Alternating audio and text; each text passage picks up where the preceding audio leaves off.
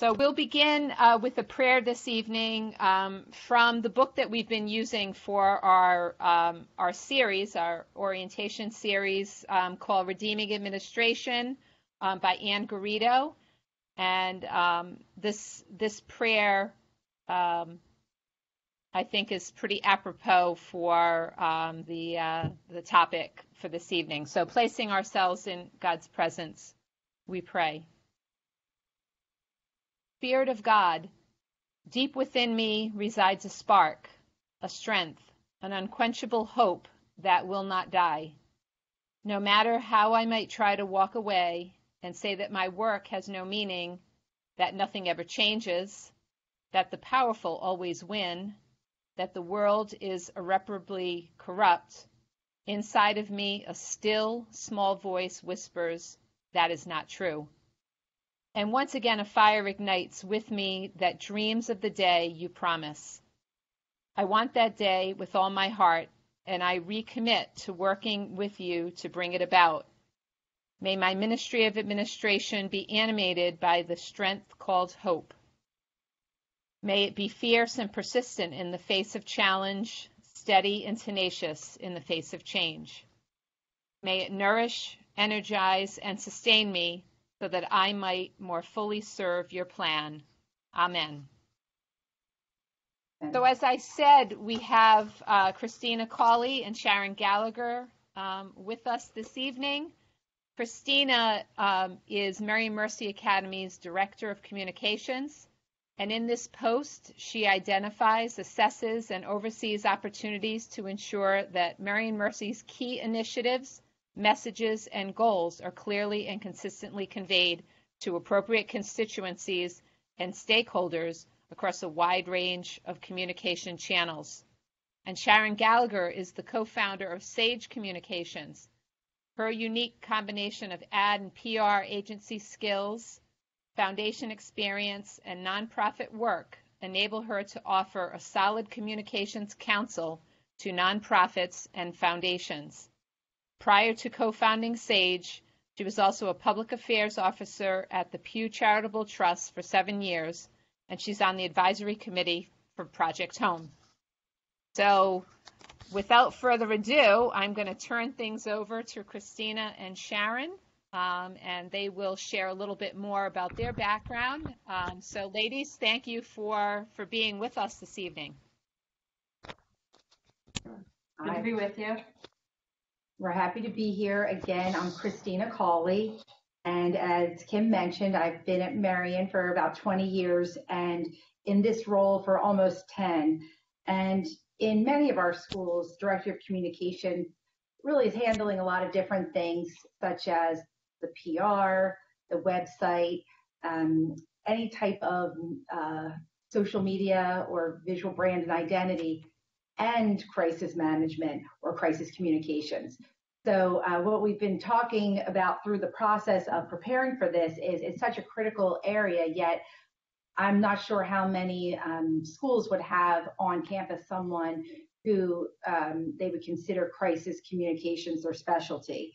So we think it's great and even great for me going through this exercise that we can be very proactive in both forming crisis management team and also having a crisis communication plan in place. So I've worked with teachers and students and faculty and alumni and board members over the years. So I kind of give the boots on the ground perspective, and we hope that Sharon will be able to give a more macro perspective with the lens of a consultant. Yep, and that's so up on the screen, it's just, again, my company is Sage, and it's 16 years old, a certified women-owned business that, again, as Kim said, is really focused on social impact communications, and not only for nonprofit organizations, foundations. We work a lot with the city government. We work with a lot of schools in the education sector, public, private, and Catholic. So, and all my jobs, I've been part of the crisis communications team and help oversee what we call reputation management.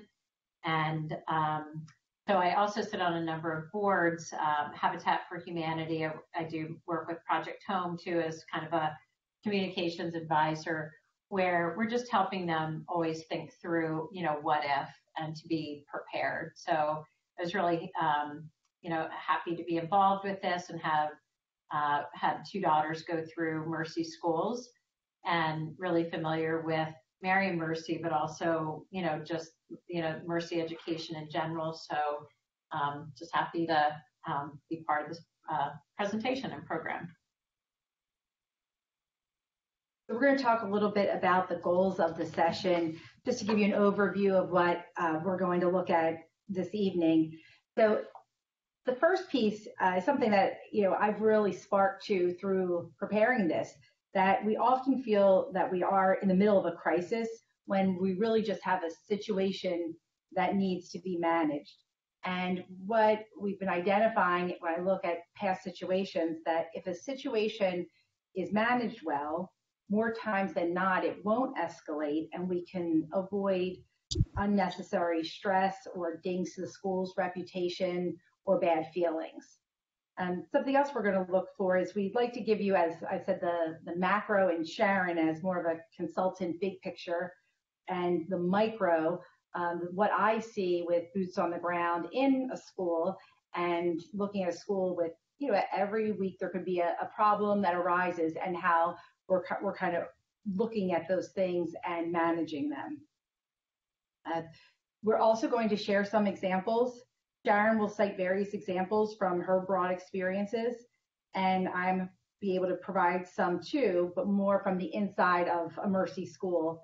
And Sharon and I both have noted over the course of preparing that really every situation is unique, and there really is no one size fits all.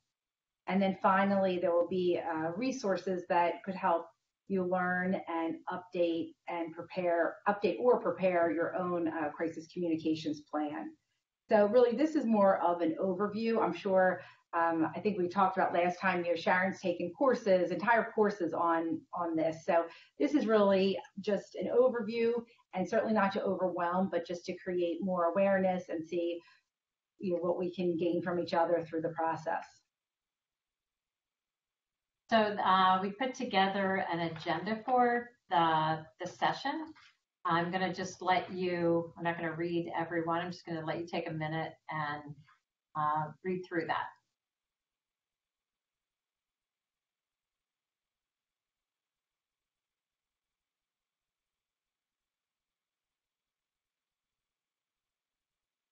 And again, we put this agenda together with an hour and a half of content. And just as Kristina mentioned, that you can take an entire master's course on crisis. I take a number of webinars myself just to always stay current on crisis communications, because it is an ongoing learning process. And the best thing to do is really, learn from each other. And so we encourage you, as you kind of stay in this network within the Mercy education, to really just share resources and examples with each other, because that's truly how you learn from each other's mistakes and also from success that you had. And then at the end, we're going to actually take, depending on how the flow goes, there's a chat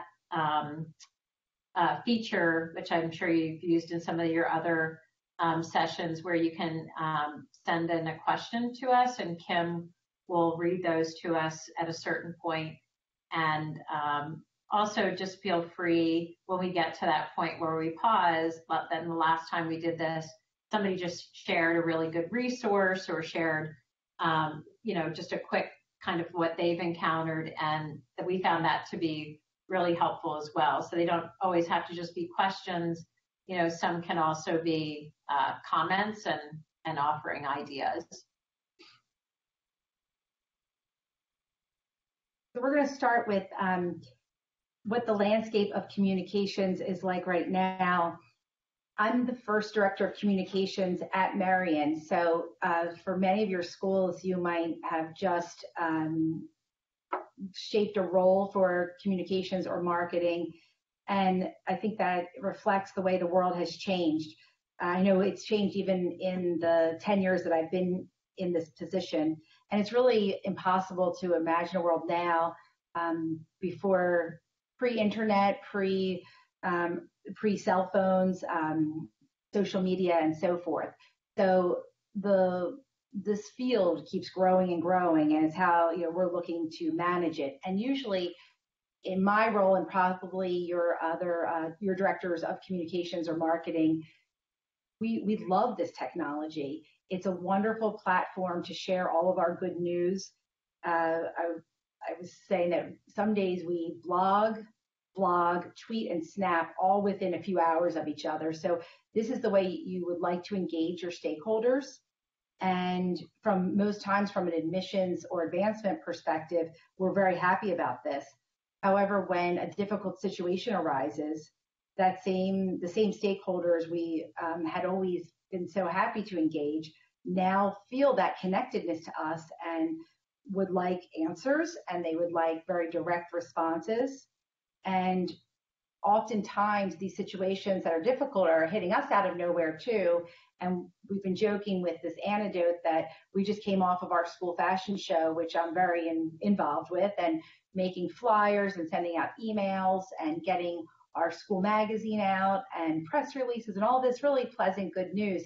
But in an instant, something could happen that would require us to completely shift our direction, and then respond quickly to these stakeholders with transparency and with a message that's reassuring.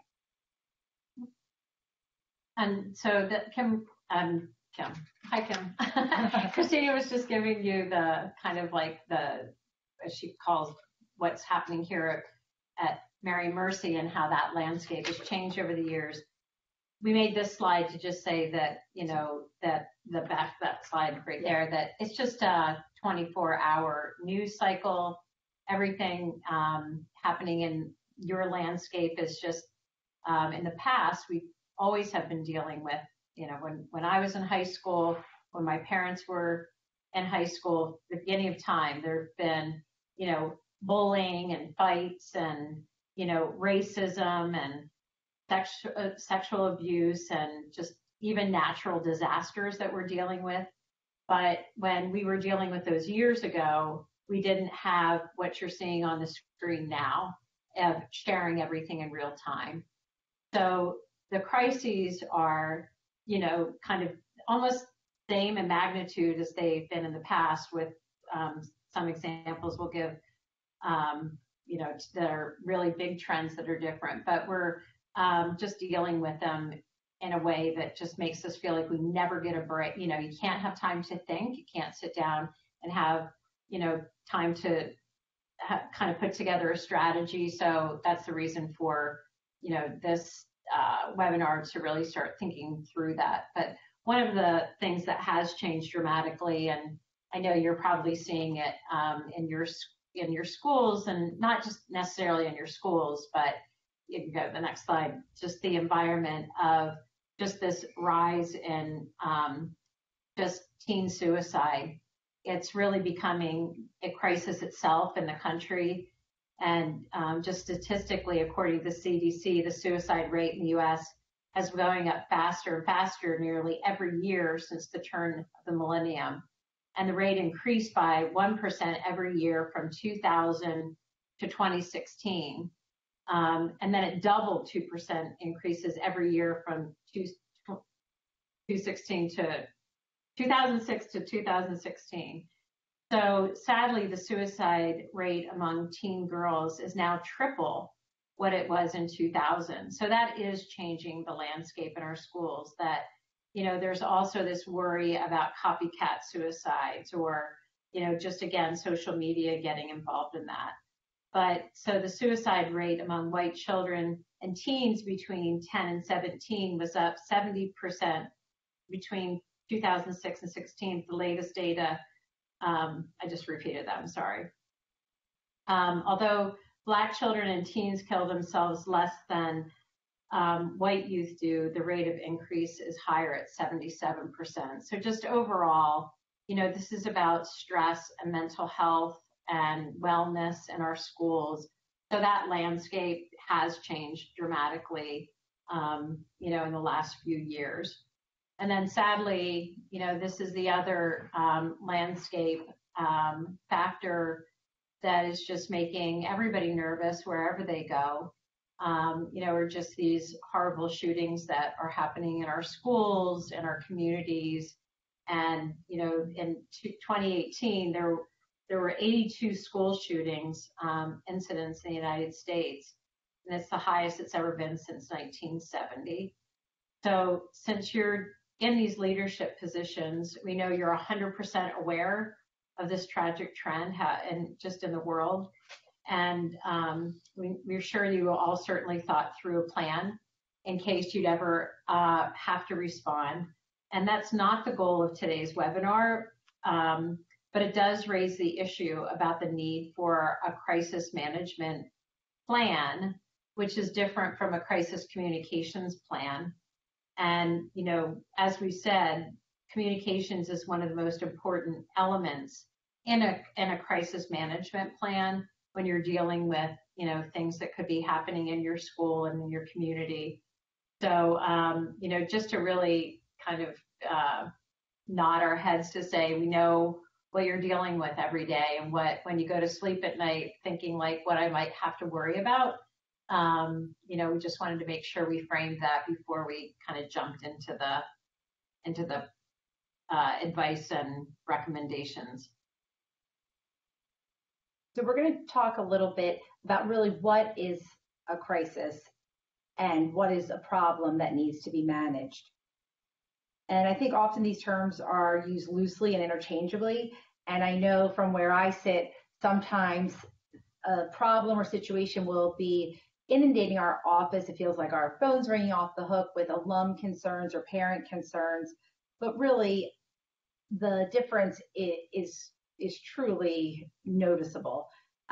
Many of the things we are dealing with are, as we said, problems that really just need to be managed.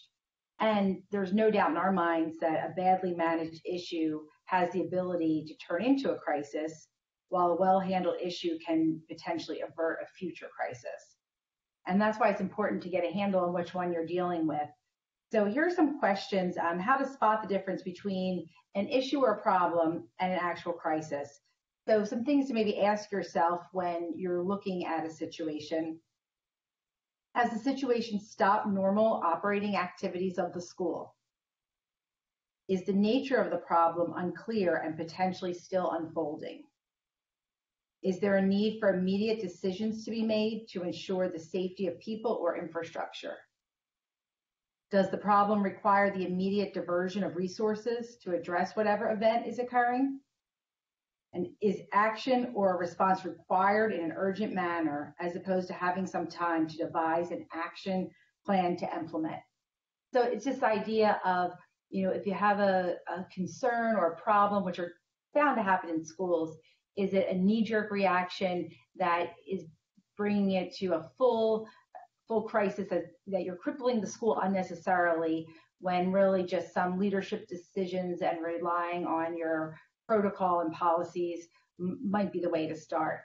So again, we kind of illustrate them in the slide that the crisis is any situation that's threatening or could threaten or harm people or property, seriously interrupt school, or significantly damage your reputation. And then the problems we manage would be more of something that a situation that can be addressed and managed: school leadership, human resources, communication, outside consultants or lawyers, and or the board. So it might attract some attention, but if you could handle it, it'll pass and pass probably pretty quickly and won't have a major long-term or negative effect on the school. So I just wanted to give you some examples of what we're talking about. And the first one is a case that our Sage Communications worked on. Here's a list of some of the ones that we're going to talk about. But so the first one we can go to, we were working with a very large school district here in the greater Philadelphia area.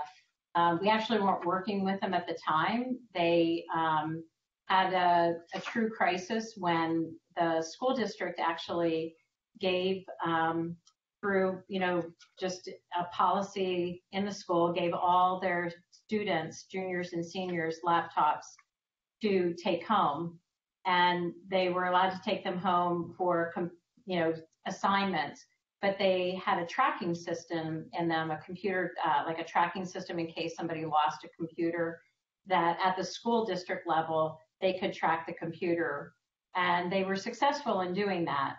But what happened was that some of the computers also had like a camera in them too, that they were snapping images that of kids in their homes. And so they came to know that this was happening when it was brought up in a meeting where a principal, an assistant principal, actually in one of the two very large schools mentioned that with one student who was under a lot of discipline issues, really also might have been doing some illegal activity as well, that she mentioned that she knew that something was happening in their home. So it was clear that there was an image, and they found out that there actually was this way of capturing kids at home. It was completely illegal. It was something that became a huge media, and this is an excellent school district. It was one of the highest ranking public school districts in Pennsylvania, in Philadelphia especially. And so our communications firm was brought in at the point where the family was clearly suing the school district. And actually this image that you're seeing on the left of the child, so it's a teenager sleeping, the parents actually gave that photograph to the Philadelphia Inquirer, and it was on the front page of the paper when we were trying to just manage the information and get out as much facts as possible. The next thing you know, the family decided to give this image to the Inquirer. It just tripled, quadrupled in kind of just the intensity, and I could tell you a lot more about kind of all the details of it. There's some case studies of it actually online because it's a lesson learned case. But what our communications firm did was really try to come in and just bring it down. There was so many parents, and as you can imagine, my children were in this school district as well, that everybody was just town hall meetings. We brought the parents together to basically be able to just yell at the school board and yell at the principals and really get like, why did this happen? And really it was because there was not a policy that the upper administration knew about the capability of these cameras. So across the country, people were even, every school was starting to look at their own computers, and, when they had tracking systems, were they taking images? And it really helped create a policy across the country for, laptop use when a school district is, giving laptops to students. So the biggest thing that we learned throughout this entire process was not just what we learned, but that we instructed them was to apologize. We made a mistake. It was wrong. The administration didn't understand the technology, and we're fixing it. It will never happen again. And really, it took quite a long time to regain trust for the administration, and rightfully so.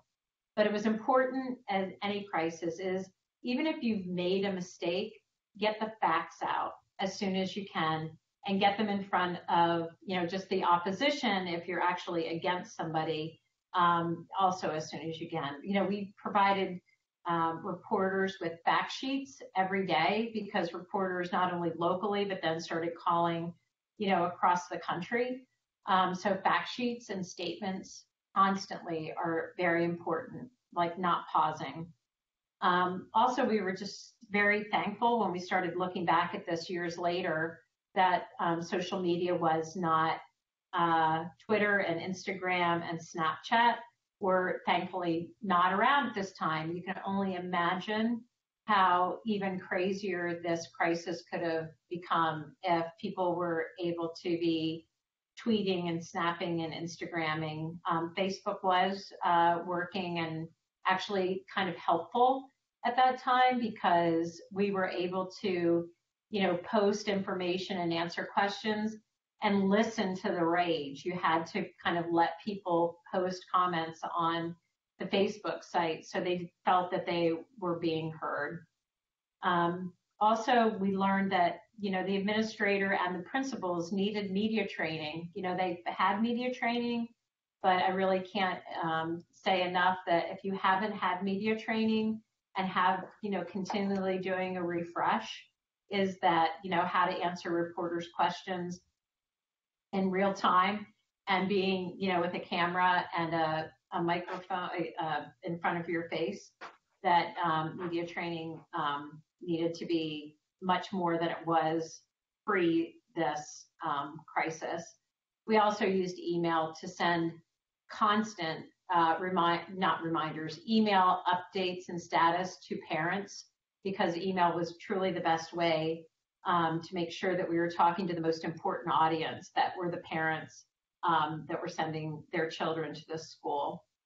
So we also wanted to make sure that this didn't help when the family sent their photographs to the Inquirer, but we always wanted to get in front of, so people weren't reading about things in the news before we could tell them. And sometimes this happens where your opposing side, if you're in any kind of litigation or where, families can share information with media, they do it a lot, is that, you can get caught off guard.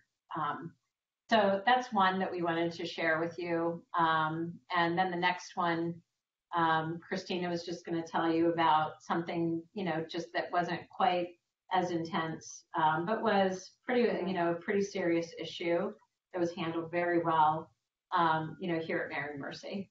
And I would say after hearing, I thought the story was so interesting, living in this area and not knowing that Sharon's group just worked on this. I remember being in the news, and I remember it being, just something that captured the attention and then really did calm down.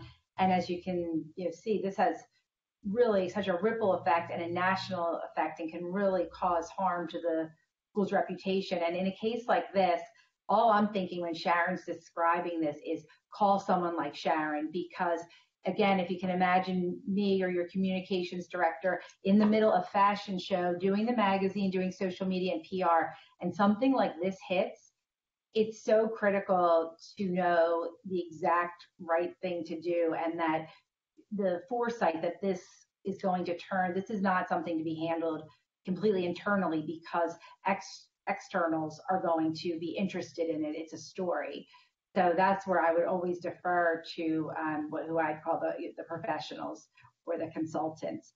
The story that I'm going to share was very painful for our school internally, but maybe nothing that would get national attention or probably even media attention. However, we certainly felt like we were in crisis, but it was really just a tough problem that we needed to manage.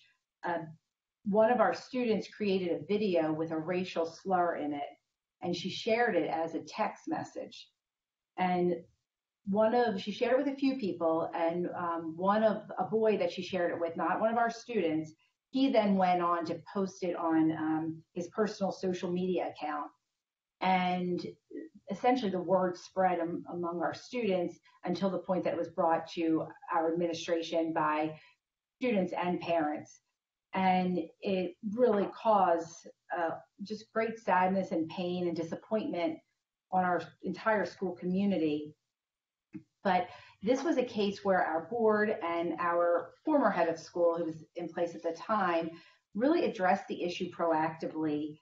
And they reiterated all the messaging to the school's constituents, what we believe as a Mercy community, and that this was not in line with the values or mission of our school.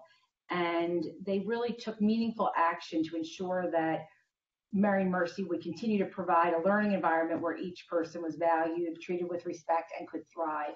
And just the repeated messaging, the quick response to this really seemed to, in some ways, take a terrible situation and bring our community together.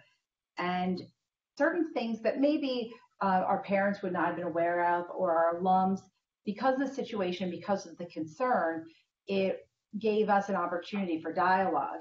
And through this, we were able to talk more and more frankly, but also talk about plans that Marion has put in place to advance our diversity and inclusion initiatives. We now have an equity and justice committee on our board that probably a lot of parents and alums would not have known that we actually have. So if you're taking a tough situation and looking at some positives that possibly could have come out of it, I certainly did see some. One thing, after we presented the other day, I would mention one thing that where I think we failed and we've learned from is that it was spreading so quickly among the students that when the administration found out, they needed a little time to process, not much, but a little. I think the response overall for emails was pretty quick, but they did not get the word to the faculty. So the students knew before the faculty knew. Mm-hmm. And we'll go on to talk about that a little more, but I would say in all my time at Marion, nothing is more upsetting to faculty when they're the last to know or feel like they're the last to know.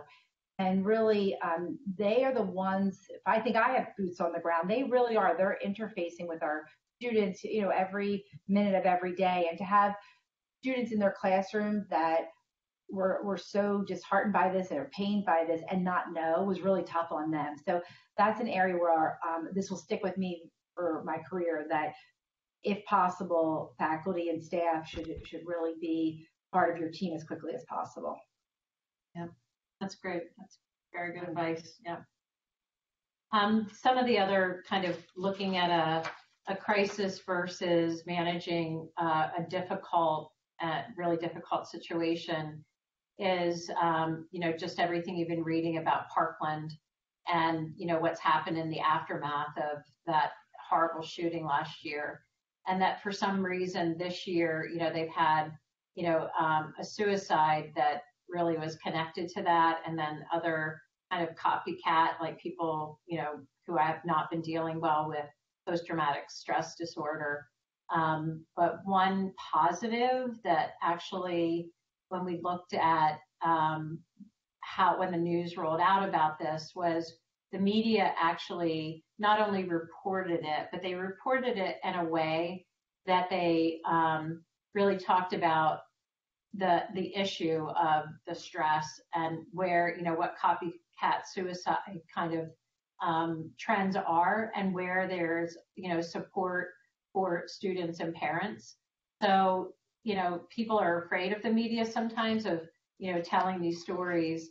And sometimes in a crisis situation, media can sometimes be quite helpful.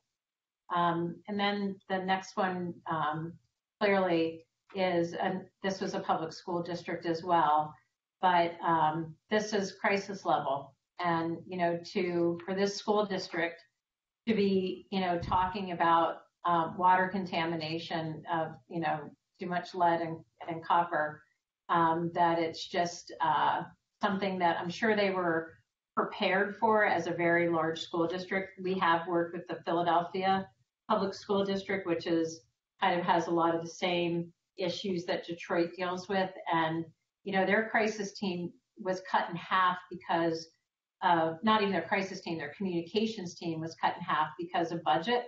And so we've also worked with the Philadelphia Public School District sometimes as well. But, again, this is not going to happen in your school because you're not, kind of probably in this area, but you don't know. You could be in an area that has water contamination or, contamination from mold or, different environmental things that really make people sick in your school. That can happen in older school buildings and just environment that could be happening outside. And then some things that are really just, you kind of hit yourself in the head, like, how can this stuff happen? And, this is a problem that needs to be managed is that, and remember, in your school, in your classrooms all the time, just because of phones, and even if you're not allowed to have phones in the classroom, they're there. And so, a school official in his presentation, made reference that Hitler was a good leader and was, kind of taught, and somebody just heard that. It was not a very good thing to say. There was probably other context around it, but they just hear that. And it was kind of put out, and it was just, all in the media. One day story, handled very well by the school district, immediately apologized. This has been an educator who's, worked with us, in a variety of students for years, and, really took responsibility that he should have said it in a different way, period. Hopefully that was a one-day story. I think it was. And then another one-day story, this kind of stuff happens, hopefully again, not in your school, but this is a school where a cell phone, again, surfaced on social media where and a student was, looked like they were putting another student in a chokehold. And, so that was also, then an administrator, getting involved of like harassment. So this was something that, again, you just have to address immediately. And again, apologies and how it will be handled. And that, somebody was put on administrative leave. The next thing that is always said is until the investigation is complete. You're going to hear that. That was what happened in the Lower Merion example with the webcam. That investigation went on for months. And so we had to keep saying that, we're still in this investigation of how deep the issue is. And so sadly, you kind of had to keep using that term, but for legal purposes, you have to. So those are just kind of crisis and then problems that you need to be prepared to manage. Mm-hmm. So we're now looking at, well, what's your plan? And we've been going through this in our preparations and realize and know that there's really no one size fits all to this. And every situation will be unique and have a unique response essentially. But we're just remembering things that right now community expectations are high. As Sharon was saying, with the 24-hour news cycle, we have a lot of commentary on social media that's unending, that really our constituents are demanding a quick response in real time and directly from the organization. So there is a lot of pressure to respond to situations. And we'll first look at some of the traditional components, the readiness. And we've been saying that the best time to prepare for a problem or a crisis is really long before it starts. And if your school hasn't already, it probably should make some kind of an assessment or pull a team together and talk about some of the risks or potential threats that could possibly occur. Sometimes we think of it as the couple things that might be keeping you up at night, about that might harm the school's reputation or the facilities, so forth.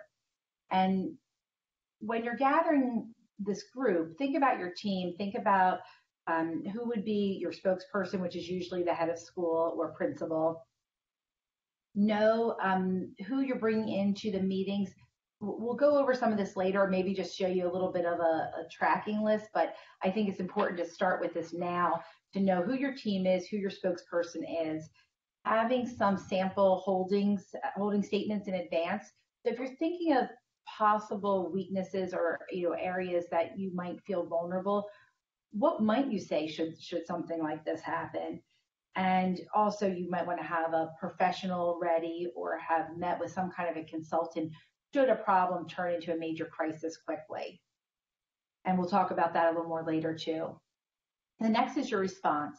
And as we've been saying over and over, it really requires some kind of an immediacy right now.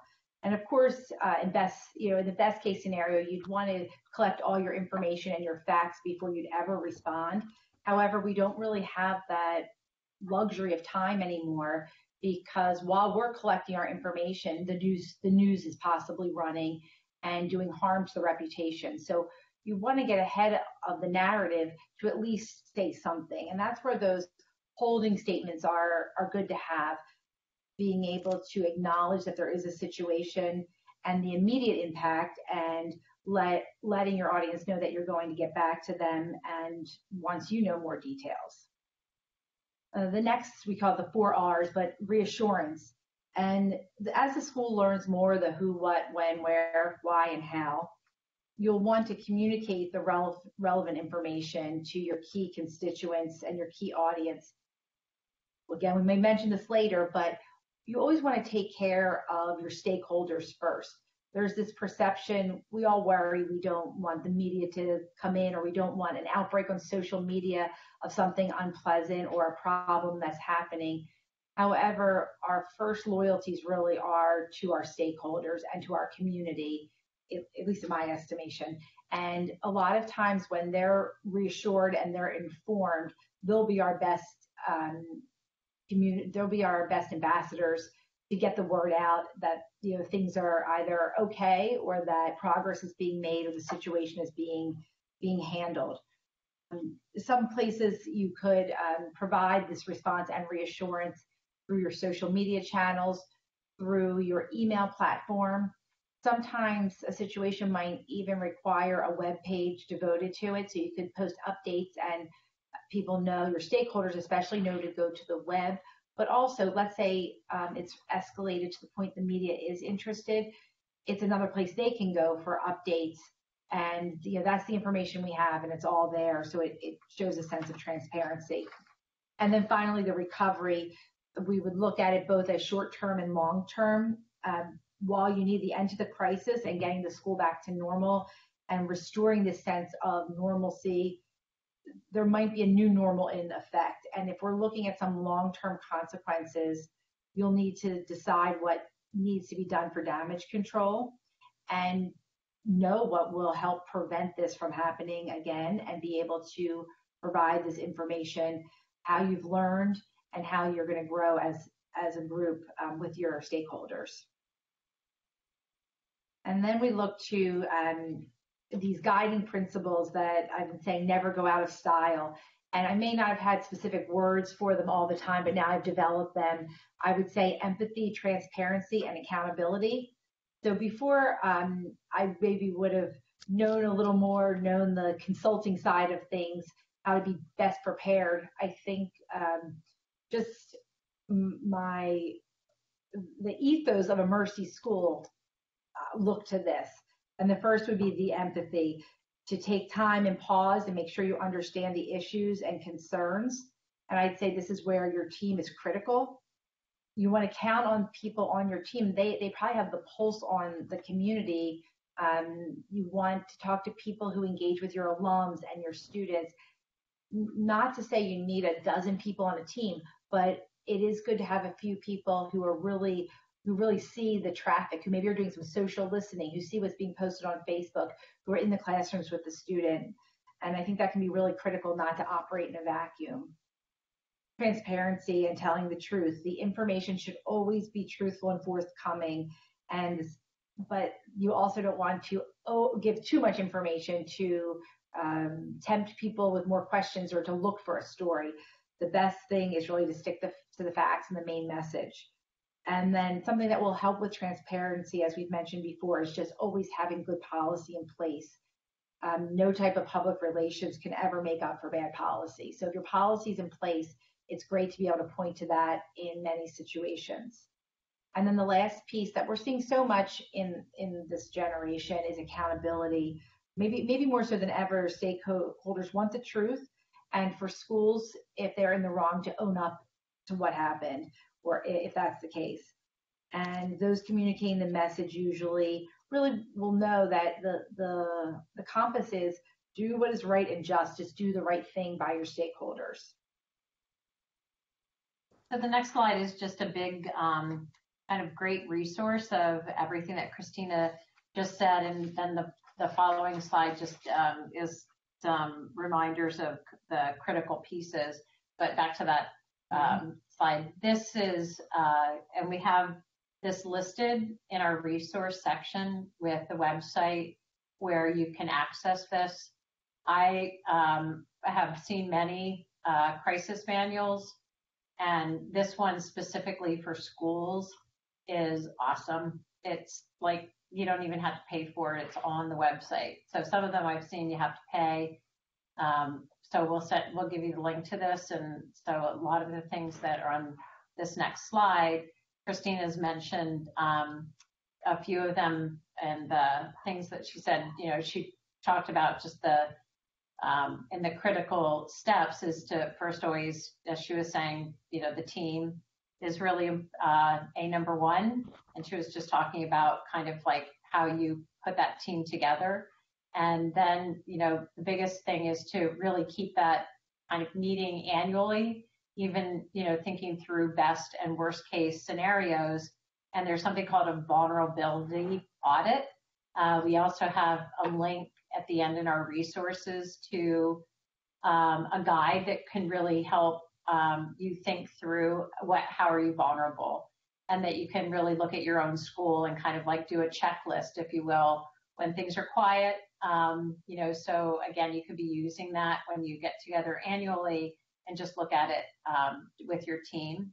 And Kristina also mentioned, about having a spokesperson, and just normally it is the head of school or the chair of your board. And I'm sure you have it in your school. I saw even here at Mary Mercy where, a head of school can be really great at standing in front of a whole auditorium of parents and students especially, and deliver messages and be completely comfortable being kind of that spokesperson, and in emails and, newsletters, but, sometimes not their favorite thing to be picking up the phone and talking to a reporter.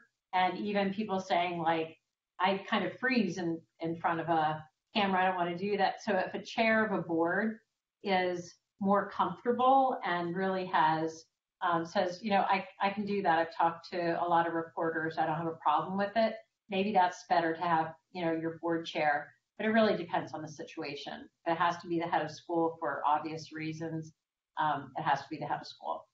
And just to always make sure that you have, ongoing, media training, and that, again, to make sure that when you're talking to the media, that you're remembering, again, back to that first example we used, that, and Kristina mentioned it again, that, it's really important that your number one priority audience aren't seeing things on the news or in the newspaper, and that's part of media training as well, so that you're really thinking through kind of steps, and to make sure you're doing it, releasing your news or talking to the media at the right time. That's part of media training as well. And just always in the downtime, again, in planning, back to your kind of crisis team, is just to make sure that you have you think you have them in your file, but when push comes to shove, you don't want to be in your directory looking up everybody's names that you have to get in touch with, that even though you have their names and their phone numbers, is that you just have them in one list, that it's called your crisis team, and all the information's there. So it's just literally one step versus a few. And, also making sure that within the school, when you're really looking to communicate news that you do want to get out, that there is either, kind of this phone tree or email protocol that you're sharing. Again, I thought it was smart for, Kristina to mention about the staff, that really to make sure that they're as much a priority audience as your parents and your students, because they should, be part of that protocol. And also, if you happen to have, a situation where it is kind of, these are generally weather or hazard kind of like related, where there's things that, a lot of schools that are in areas where you're dealing with many more kind of weather related emergencies than we are here in Pennsylvania, there's just so many times you've seen on the news where you have to be communicating about a tornado or, hurricanes and, so floods, that you really want to make sure that you're have already a communication with local and statewide, knowing their emergency numbers and know who to contact and how then to connect that information to your outside, the people, the stakeholders that you're working with. Kristina mentioned, the state statement. I'm going to say it again. It's probably the first thing when we get a call from a client that, brings us a problem, we immediately start working on a statement. We're getting facts together, but even as we're getting facts together, the statement could be, we don't have all the facts at this time. We're working on that, but what we can tell you is we're doing this, this, and this. So it's just anything and you just constantly keep updating it.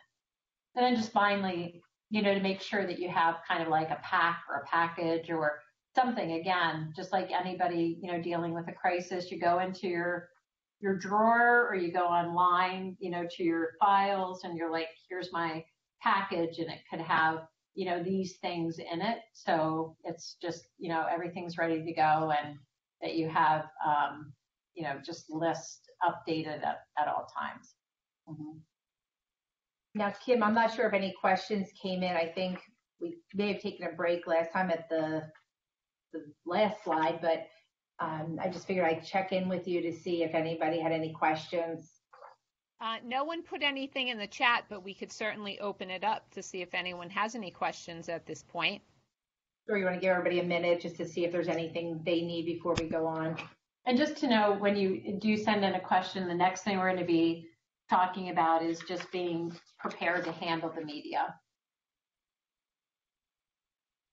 So does anyone have a question?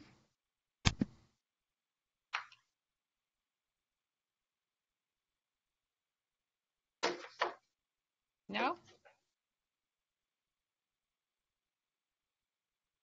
Let me see. I go back to that one. No. So I guess you can continue. Hi, Kim, this is Greg. I have a question. Okay, Greg, go ahead. Just about the availability of media training, how does, I mean, is that all usually consultant driven, or where are those kind of things available? Yeah, well, if you don't have, Marion was fortunate that some people, including myself, were, I was a parent here. I wasn't even on the board. And I just came in and worked with the head of school to try to help her, do some media training with her. So sometimes you have resources, in your community that would be happy. And, I did it pro bono, of course. I wouldn't charge for that. And your board also, sometimes when you bring it up at a board meeting, they'll say, oh, my nephew or my niece or my, cousin or my neighbor or somebody, is a media consultant, and, I'm sure they could come in and do some media training. If you don't have resources like that, there is media training like online that, in sessions like this, but I have to tell you, it's not one-on-one. It's, you can do this as much and together kind of a mock statement or do an interview, but you can do some of them on like webinars like this. But again, you want to make sure there's the ability to kind of like go back and forth. It's best to do face-to-face when you're really, getting ready. But I can send some of the kind of like those resources to Kim, and she could share those as well. I'm gonna write that down. Let me ask your opinion on something. We have a lady in our community that was a local television news anchor here and the primary one for one of the stations for about 20 years or more. Would that kind of training and that kind of experience, would that be good, or to try to seek out somebody like that? Yeah, they're the best. Yeah. They're really good because my business partner is actually a former reporter, and she does, she and I do media training together, and she's always kind of taking the reporters, she pretends she's a reporter. Yeah. She'll say to them, okay, that's really great, but I'm gonna come back and ask you this question. She really treats, the client like she's a reporter. And so that person, that resource would be actually pretty good. A lot of people, we were just saying this today, actually, in a meeting that I was in, a lot of former reporters and people who are in the media, actually, when they decide they don't want to be in the media anymore, or else they, are pushed out for, sadly, a lot of people who are on camera get pushed out for age, which is horrible. They become great consultants. Yeah. Thank you. Hi, this is Cindy Gallagher from Laurelton Hall. I have a question for you, and it's about the media in general. We have dealt with an issue last year, and some of our advice from the Board of Trustees members to the school was not to engage the media and to engage in interviews. So what's your advice in actually engaging in an interview where they can spin it any way they want? Did you say I just want to make sure I understand the part about the interview. So don't engage the media. The media had reached out to the president of our school for an interview, and some of us were reticent to encourage her to do it. In fact, several of us discouraged her from actually doing it. And she did engage and do the interview, but I often feel that the media twists things, and that in many cases you're better off not accepting the interview at all. So I would love to hear your perspective on accepting interviews that the media request of you. Yep. I'll answer you, and then I'll let Kristina as well. It might be here in some of our notes. It totally depends on the reporter. So and that's why with like Kristina being in her role, she can actually say to the reporter who's requests the interview, I just want to get a better idea of, what's your story and what kind of questions will you be asking, so, our head of school can be prepared. And if they say, well, I'm going here with that story, and when they really may not be, and then they come in and they ask, different questions. But usually a communications person, or even like when you hear kind of what the issue are and what they want to come in and interview, you can either turn it down for what we call gotcha reporter, but there are so many good reporters out there that if that person's a good reporter, they can actually help you. If most reporters, believe it or not, there's so many that are looking to kind of turn it around, turn the story around. But if they really are doing good reporting, they're not, they're really not looking for a gotcha. But today we tell people more and more, like you were just saying, be careful. Really don't do it right away if it's urgent. If you were in a situation where you were responding to something super urgent, we always tell people do an interview, but have kind of your guidelines, and if it's a reporter, like a journalist, like writing for a newspaper, you can be turning down the question. Like if you're we just did this with one reporter where we knew they came in for something and she just went in a completely different direction. We were like, end of interview. Right. Like end of interview. That's like you're not at all representing why you wanted to come in and do this interview. When you're on camera, it's different. You can't shocked that you've seen people do that, but on camera, you have to be you have to be careful. Radio, live radio. But I have to tell you, we tend to tell people to do the interview, but we do a lot of homework before we do it. Got it. No, thank you. And very sometimes much. we say, pull it right out. Last minute, we'll be like, you know what? We just saw something online. That reporter did this. Cancel. Right. You're in total control. Mm-hmm. And I would say, depending on the situation, this would be something I would look to Sharon for. And we do have someone on our board who is in PR. So I would ask someone who I would consider more of a professional in that area. But I also, in addition to kind of getting a feel for the reporter, I also would like to know, not your situation, but the situation at hand. If misinformation is being spread and that you're on the side of, right, and maybe you hadn't gotten the narrative out quickly enough and it's spreading on social media, or perhaps you got a blip on the news and, your local newspaper seems like they really want to hear the story and you feel confident that you're on the side of right. I don't know if that's what you would think, but I would then encourage our head of school or to get out there and have that conversation. However, if you are concerned and you're acknowledging something that didn't go well or that was mishandled or maybe something that's embarrassing to the school, I definitely would be more reluctant in that case. Mm-hmm. So that's where we say statements are great. Mm-hmm. That sometimes when people want an interview and we know that it's not going to be good, Mm-hmm. We'll say, you have a statement.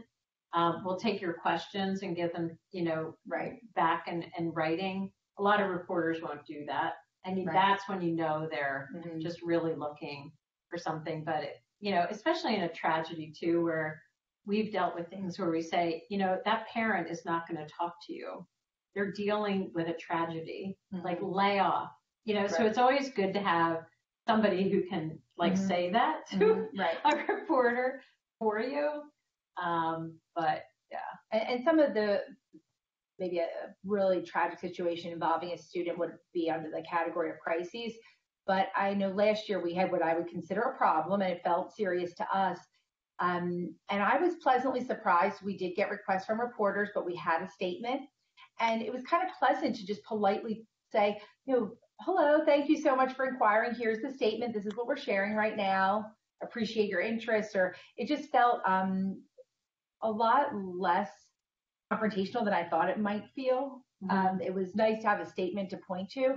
And it's a little bit of a joke in our office because it was going so well. And then a reporter was starting to ask me questions to help them kind of make their story. And then that's the point where you say, okay, we're not going to continue that way, trying to figure out our location and where we are in relationship to another school and so forth. And then it's kind of that idea of you want to be transparent and forthcoming, but then when you're trying, someone's trying to handle you or pushing it with you. Mm-hmm. I have another question. Is it? Go ahead, Greg. On the your last bullet there, it says update your media list, stay in touch with reporters all year. I'm wondering if like a way to at least somebody, in a crisis situation, at least have somebody meet you halfway would be like, while things are going smoothly, whatever it is, feed these people as many positive things about your organization as you possibly can. And I don't know if they, I don't know if that would be like, too obvious or whatever, but that's what you should know, really. You see what I'm saying? Like I'm thinking, like at our school, the girls, established. They're working in the neighborhood trying to establish beehives, and things like that are positive. Would that help us, in a crisis situation with a news organization? Absolutely. Yes. Yep. Yeah, because sometimes, and it gets you kind of reading the newspaper and seeing which reporter is covering what too. Mm-hmm. In smaller communities, it's like they cover everything, but usually there's kind of that same reporter that's quote on your beat of education or community or community service or, something. But yeah, the more you can stay in touch with them with positive stories, and also when you talk to them to be able to say, oh, hi, Jack, I read your piece last week on, whatever it is. That was really great. We're doing this.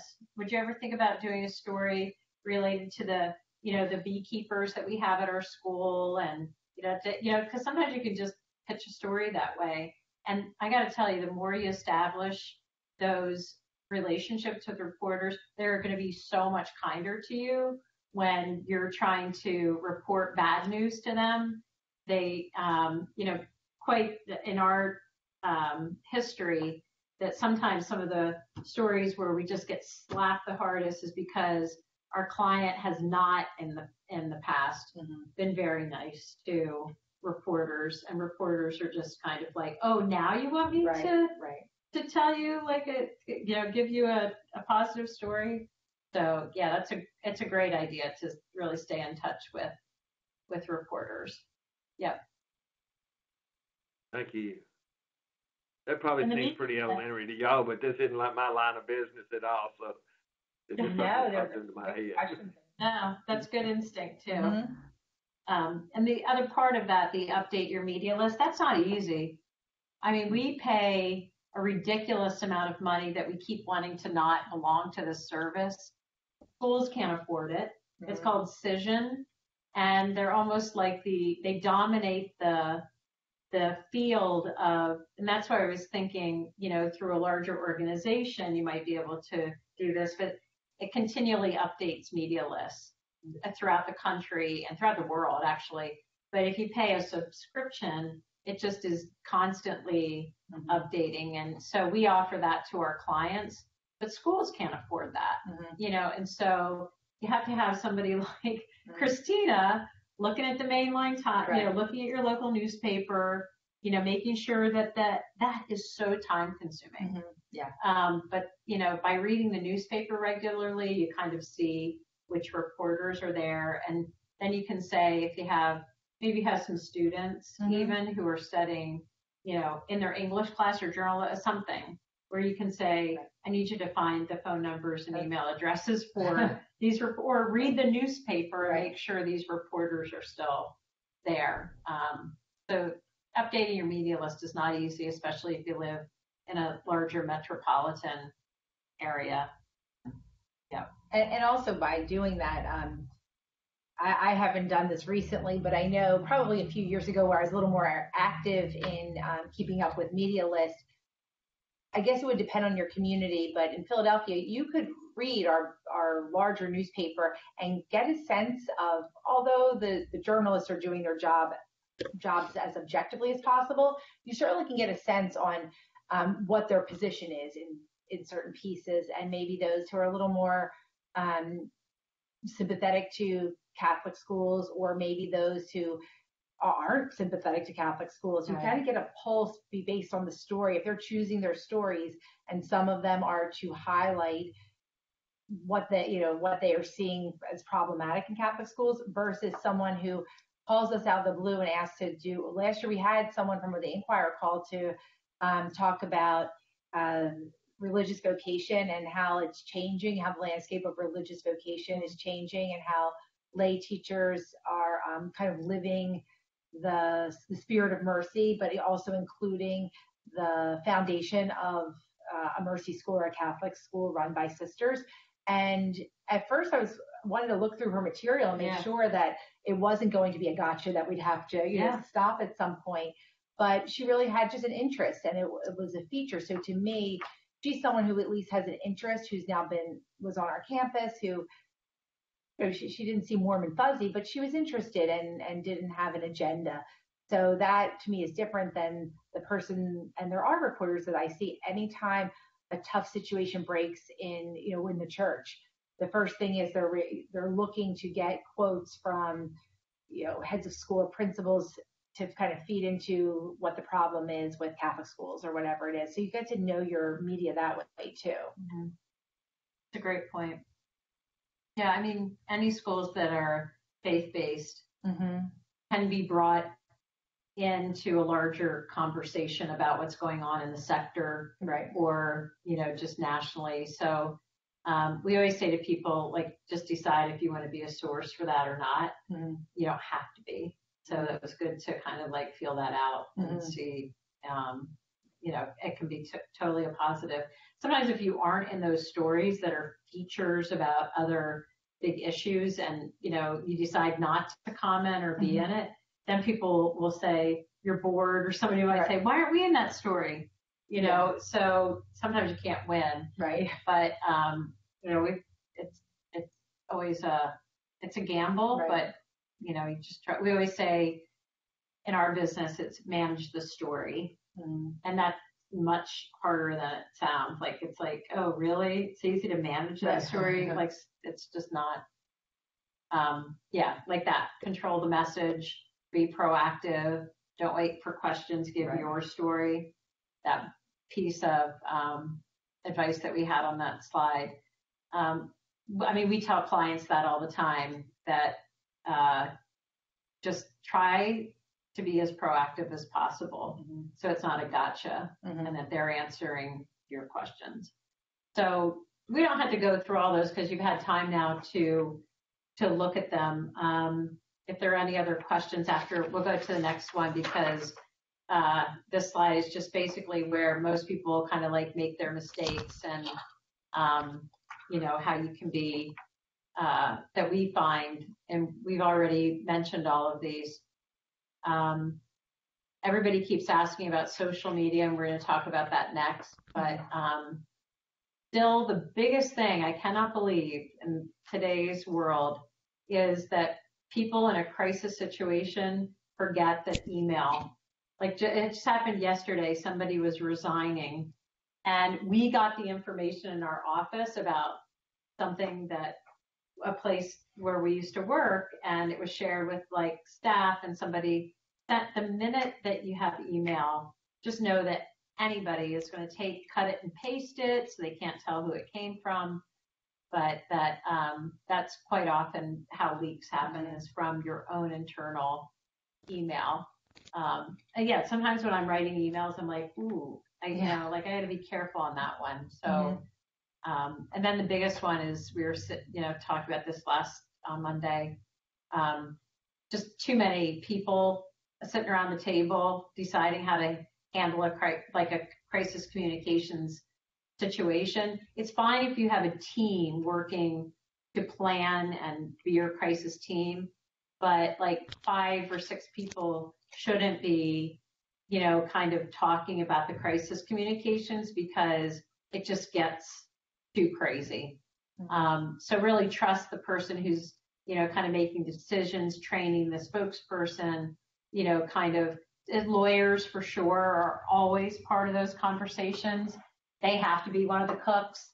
But the lawyers quite often will say, don't say that, don't say that, don't say, and sometimes there's a battle between the lawyer and the communications person in the room, because lawyers don't want you to say anything sometimes. And then when you don't, the story gets out in front, and then they decide what the story is.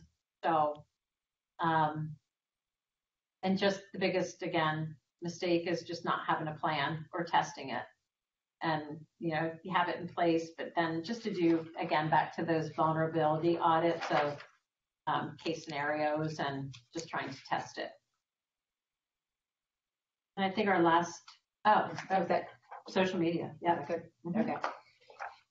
So social media is, at least again from where I sit, has been something that took what we would call a problem or situation, and it made it feel like a crisis, because it's really, the information is spreading so fast. But there are some positives to having social media as a platform as well, and that we can then inform our stakeholders in real time, which is wonderful. And another way that we can establish our messaging, get behind our narrative, and we have a channel to do this.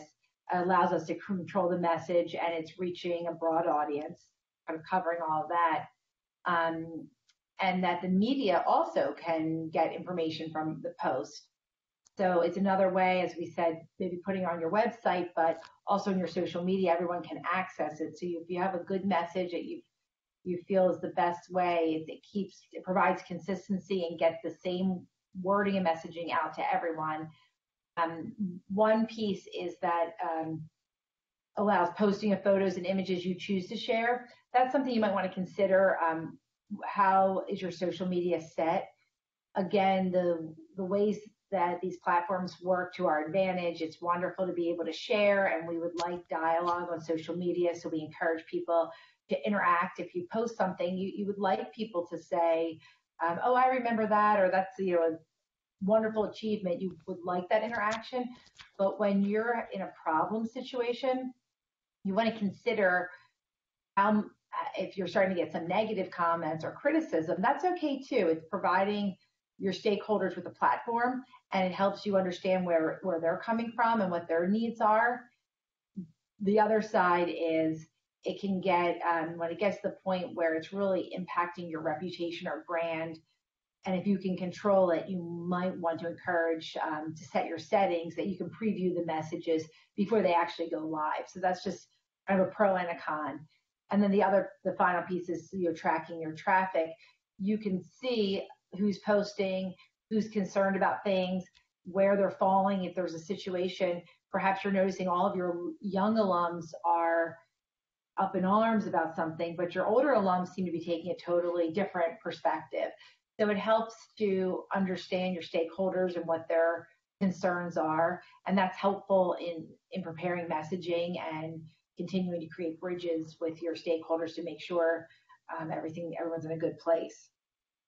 Some of the cons, that of course some of the comments can be more hurtful than helpful, and things are spreading so quickly. Of the wrong video going viral, or as Sharon mentioned, anything you're writing can, be a screenshot, cut and paste, and spread before you even, you hit send, and within 5 minutes, it can be all over the place. So that's certainly a concern. There's also a way that people can create fake accounts or perhaps set up a blog or set up any type of site to express dissatisfaction or criticism of your school. And that's hard to manage, because you might have some recourses to have this shut down or to have it quieted or silenced or reached out. But the other side is, you shut that one down and another one springs up. So it's kind of figuring out how to find what is just becoming so difficult and jeopardizing your relationships and compromising your reputation. And that kind of goes into, you can't look at social media 24/7.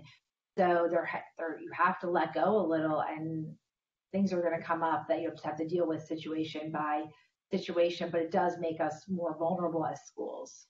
I thought about that with the fake accounts. That the other thing that aren't fake accounts but can be a problem are. We're working with a Catholic high school in Philadelphia, and they have multiple Facebook sites that are, it's not the main school site. They have the main school site, but then there's like the sports, football team has a site put up by a student. And another one is like multiple alumni sites, 1 year, and then all year. You know what I mean? That there are so many different like Facebook sites that really kind of look like they're the schools. And sometimes when people look on Facebook, and media use Facebook all the time, that's where they take pictures. When you see on the news at night, like, how'd they get that picture? They take it right off Facebook. Right. Like, where'd they get the picture we didn't get the picture of the school. Like, they got it on Facebook of kids, of anything, because that they can. It's like public, and if you're posting without privacy. So that's the other thing. Even though it doesn't look like a fake account, then if there is a crisis, and alumni, for example, are upset about something, and they're posting things on their site, and it looks like it's a Mary and Mercy site, if you will, it's really, it looks like your site, and it's not. So you almost have to be monitoring other sites also that could make you vulnerable, that it looks like yours and it's not, misinformation.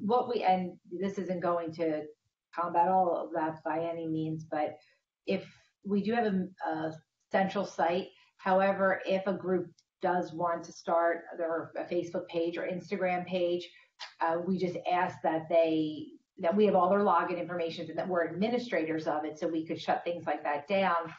And I wasn't part of this, but I feel like the name Mary Mercy Academy that we had trademarked. Yeah. So that way, if there is a site that pops up that you happen to see, I know years ago, I remember was Facebook first started, a group of alums did Mary and Mercy beer drinkers of Penn State or something like that. And I just messaged them and asked them to not use Mary and Mercy, but technically I believe we had a trademark over our name that if we wanted to, we could have had it taken down, but we went with the communications to these younger kids first. But just a thought that maybe trademarking school names, I don't know, I wasn't part of that process, but it might be something to consider, so people can't just use your name. Yep. Yeah, and then we could also just show you the next, since we only have a few minutes left.